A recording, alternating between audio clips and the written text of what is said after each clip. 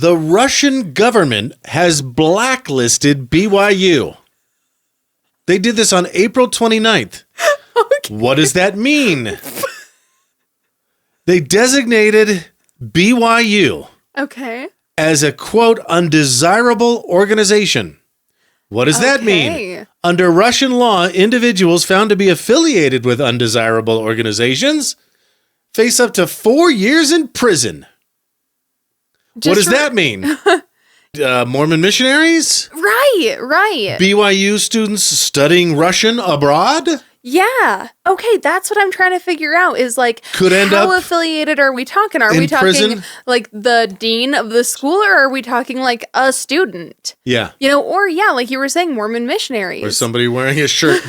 Yeah, right. Can you imagine some like Utah dad goes to Russia on vacation wearing his BYU shirt? I've always wanted to see the Kremlin. Oh my goodness, that'd be rough.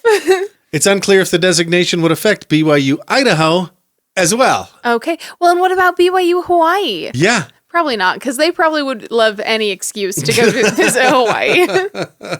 Yeah. Well, and also, what's the phrase you always say? Like, to be despised by the despicable is just as good as being admired by the admirable. Right. And we all know the Russians are up to some shady shit. Right. You know? Yeah, is BYU going to take this as a compliment? Yeah, I kind of wonder. Yeah. Now, right. And I also kind of get where they could be coming from because, where the school is so heavily involved with the church, some of their like academic studies and stuff are probably somewhat influenced by that.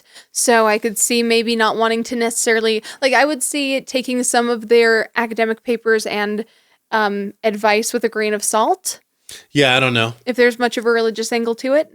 Oh. I do know this. Here comes another. Can you believe we're going to do 3 BYU stories? Oh, really? Right now, that was one. All right, let's go for 2. Russian no likey.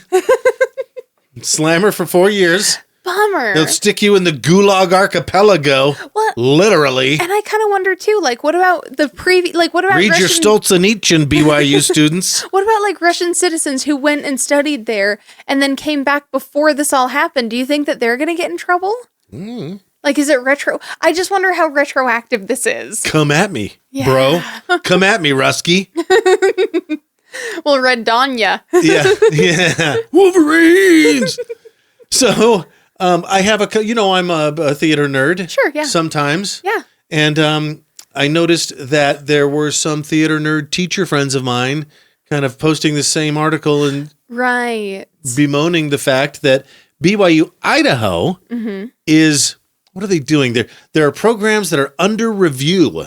Oh, okay. Now that could be anything innocent from restructuring or consolidation to discontinuation of College of Visual and Performing Arts classes like fine arts, illustration, graphic design, art education, composite, music BA, music BMA, music performance, musical education, composite, dance, and theater studies. Oh, I hope not, especially because their theater department is one of the best. Yeah. They're incredibly good. Don't they have the comedians from BYU?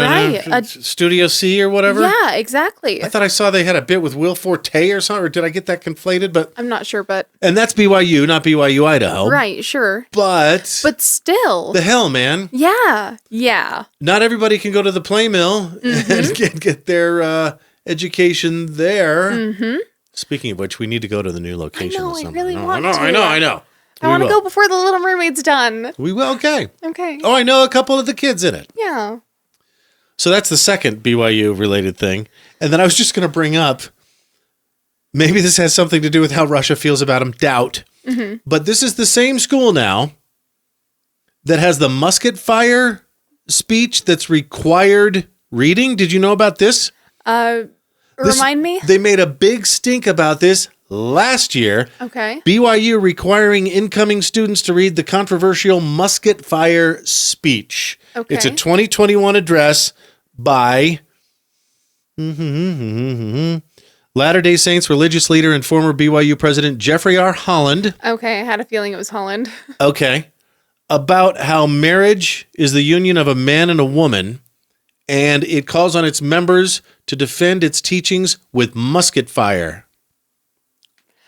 A terrible, outdated weapon. All right. Sounds like... So that sounds pretty... Well, outdated weapons for outdated morals. Any religion that says, well, we believe the truth, and if you don't like it, pew, pew. Yeah. That's and I don't think I'm exaggerating, by the way. Yeah. I don't think I'm making light. I don't think that's what the musket fire speech says. Yes. Yeah. We're going to start firing our guns. Right. Like Grandpa saying, why it's controversial. It's not a direct threat. It's like on road trips when my grandpa used to say, I'm going to send my hand flying back there and I don't care who it hits.